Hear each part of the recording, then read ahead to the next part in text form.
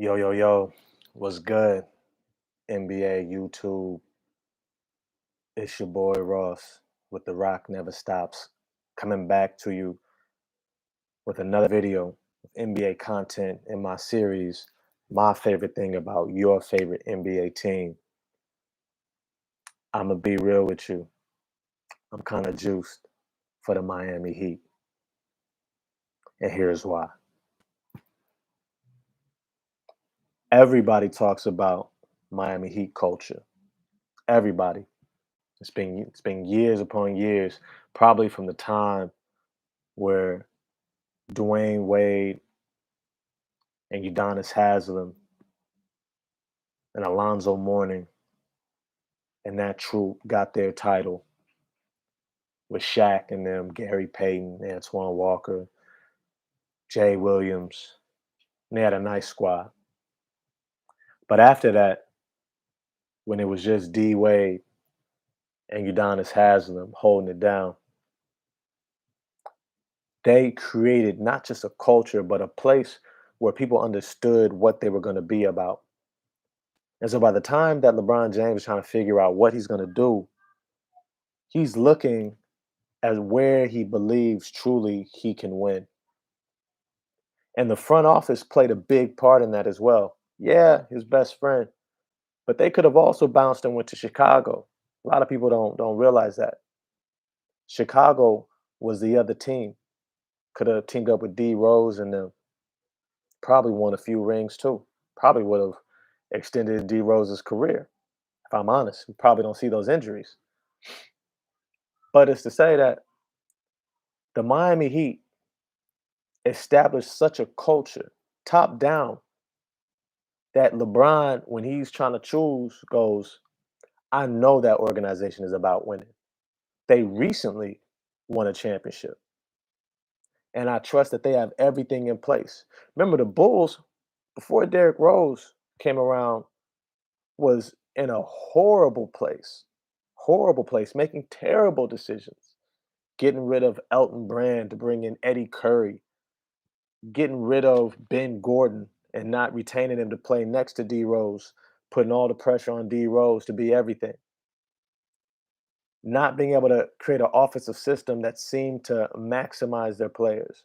Sure, play hard on defense under Tom Thibodeau, but if you don't have an offensive system that makes the game easy on the offensive end, now you have to double down and be that much more centered in defense just to have a chance to get easy buckets.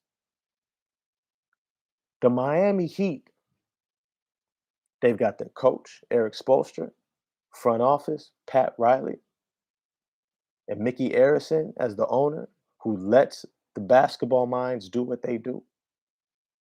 But then they also bring in people who fit who they are. And this comes to my point about what I love about the Miami Heat. Not just like what I love about the Miami Heat coming into this season.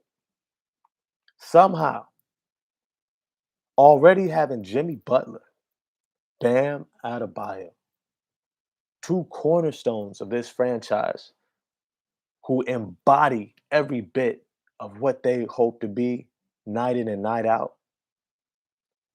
Somehow, they fleece almost every championship contending team's toughest player. I mean, they might as well have grabbed Draymond Green too. They grabbed Markieff Morris from the Los Angeles Lakers. They grabbed P.J. Tucker from the Milwaukee Bucks. They grabbed Kyle Lowry from the Toronto Raptors, who just won a championship a few seasons ago. They even grabbed a guy like, what's his name? Let me triple check. There's one more cat. Let me make sure. Oh, an underrated player like Caleb Martin from the Charlotte Hornets. They're not a contender. I'm not throwing them in that bracket. But they even went as far as to pick up a Caleb Martin. This young man, yo, he's one of those dudes. People may not remember Landry Fields from the New York Knicks back in the day with the whole Linsanity. But he's one of those guys who plays that shooting guard position, but he's real versatile. He can play a little point guard, play a little small forward. Really tough, physical, high basketball IQ, knows where to be. He's always in the right position. They even grabbed him. So you know what? You do what we do. Come on. Come on. We got you. We got you. Come on. Come on. You fit. You fit. And they surrounded Jimmy Butler and Bam Adebayo with a whole bunch of high level, high IQ, defensive minded, tough, physical defenders. Now, what I also like what they did was they got bigger. They recognized against the Milwaukee Bucks, they got bullied. They got bullied. 7'1" Brooke Lopez, 6'11", 7 feet, Giannis Antetokounmpo. Then you go 6'8", Chris Middleton. Then you go 6'5", Cock Diesel, PJ Tucker. And then you bring in Drew Holiday. Yo, that's about as physical and tough as you can get. And they're big, big. Two 7-footers, 6'8", 6'5", who plays like he's 7 feet. And then another 6'4", 6'5" point guard.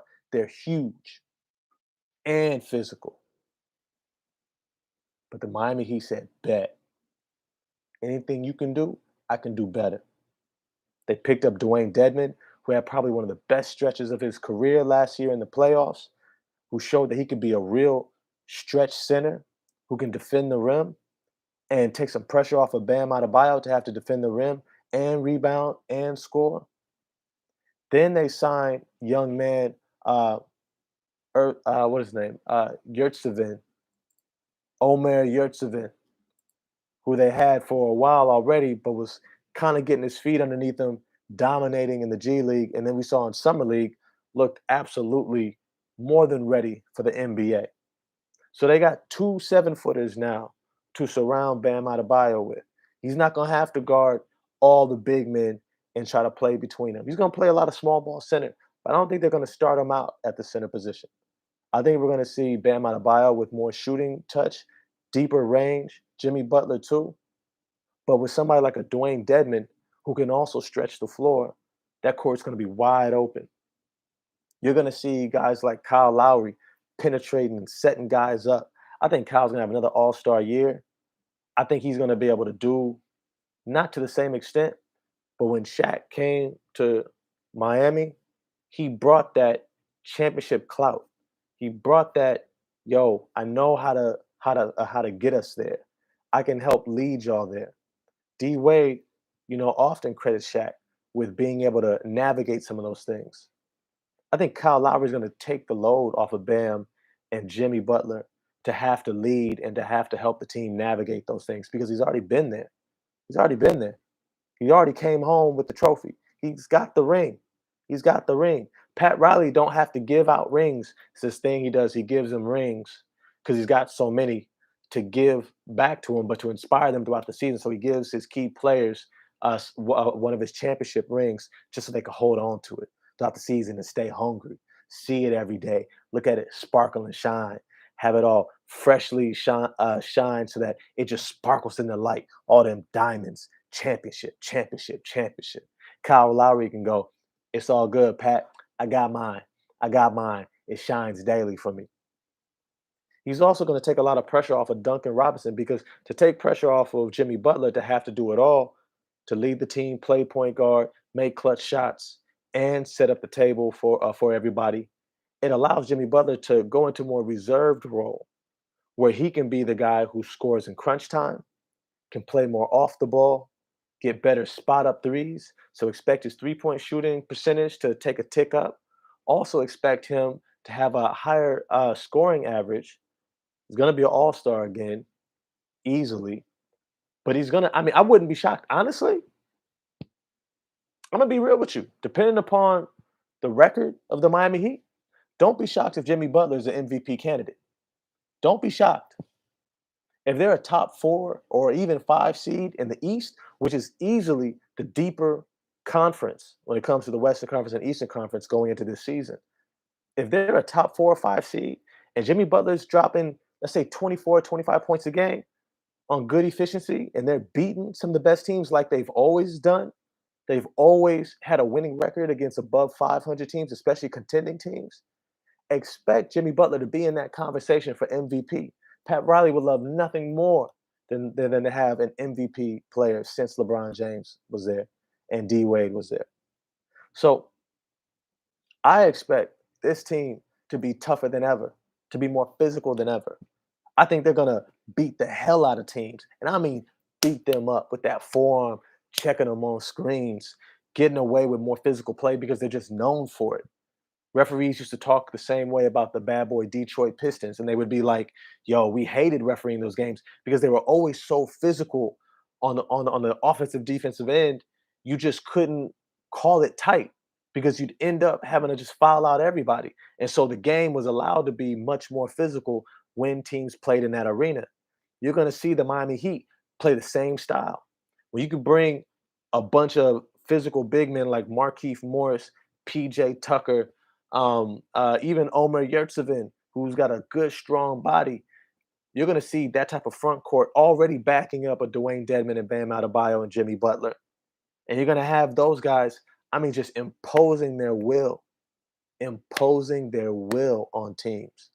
And with Kyle Lowry at the helm, yo, I think as long as Kyle is there, they're going to be on cruise control, doing what they do, running their stuff, playing at a high level on both ends of the court. Now, and I'm gonna be real with you. This is just cookies on the end because the video is pretty much done here. My favorite thing is the toughness and the physicalness of the Miami Heat and how they've revamped the roster to be that much more physical against the NBA teams who think that they're a little bit weaker, who think they're not ready for this season. But some extra cookies at the end, you know what I mean? I'm just gonna throw this in. The Miami Heat ain't done. The Miami Heat ain't done adding players. I guarantee you, let the Houston Rockets buy out John Wall. Let them buy out Eric Gordon or be willing to trade him for somebody simple, maybe some draft picks or something. I don't know. Tell me the Miami Heat ain't gonna jump on that. Tell me the Miami Heat ain't gonna be like, yo, John Wall, we know what you can do. Come over here and get this ring. Come over here and get this ring. Come over here. We don't want to play Kyle Lowry over 32, 33 minutes a game. No. We know he's a little bit older. We need somebody who can come in and do work. You can come in and play big minutes. Matter of fact, Kyle Lowry can play off of you. He can play next to you. Victor Oladipo, he hasn't even come back. I ain't even got to him yet. He's still recovering, but they're giving him plenty of time. They're like, yo, take your time. Tyler Hero, you better have your sneakers laced up because Miami Heat deeper than ever. Max Struss and other shooters on that team, they already got Duncan Robinson. They already gave him the bag. So they know that's their guy.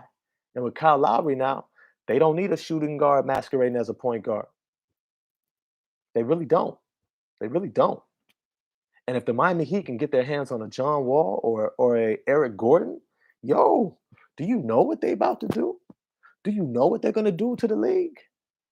Yo, being that deep at every position, yo, it's gonna be bad. It's gonna be bad. Miami is gonna be killing. They still won't be able to sell out that stadium because Florida, I don't know why they don't mess with a Miami Heat team like that. But they gonna be a top team, and don't be shocked if Jimmy Butler is in that MVP conversation.